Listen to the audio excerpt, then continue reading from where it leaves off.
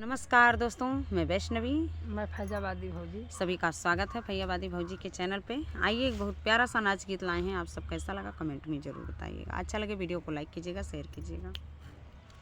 देवरू है रंटीन गंज में हो, देवरू है रंटीन गंज में लागल बा बजरिया तू का जाई के पड़ी। देवरू है रंटीन गंज में हो, देवरू है रंटीन गंज में लागल बा बजरिया तू का जाई का पड़ी। हमरे माथे जोगे हो, हमरे माथे जोगे गा काय हो टिकौआ तू कालावे के पड़ी। हमरे माथे जोगे हो, हमरे माथे जोगे का बिकाई टिकौआ तू कालावे का पड़ी।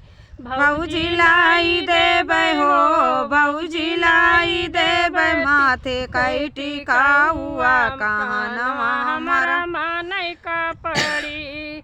भौजी लाई देबै हो, भौजी लाई देबै माथे कई टिकाउआ कहनवा हमारा मानै का पड़ी। देवरू मानी लेबै हो, देवरू मानी लेबै तोरा कहानवा सजानवा से पूछै का पड़ी। देवरू मानी लेबै तोरा लेबै तोहरा कहानवा सजानवा से पूछै का पड़ी। हमरे अंगिया जोगे हो, हमरे अंगिया जोगे चुंदरी बिकाई हो चुंदरिया तू कालावे का पड़ी। हमरे अंगिया जोगे हो, हमरे अंगिया जोगे चुंदरी बिकाई चुंदरिया तू कालावे का पड़ी। भौजी लाई देबै हो, भौजी लाई देबै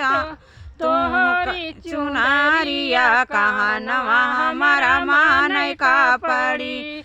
भौजी लाई देबै हो, भौजी लाई देबै तोहरी चुनारिया कहानिया हमारा मानै का पड़ी। देवरू मानी लेबै हो, देवरू मानी लेबै तोहरा कहानवा सजनवा से पूछै का पड़ी। देवरू मानी लेबै हो, देवरू मानी लेबै तोहरा कहानवा सजानवा से पूछै का पड़ी।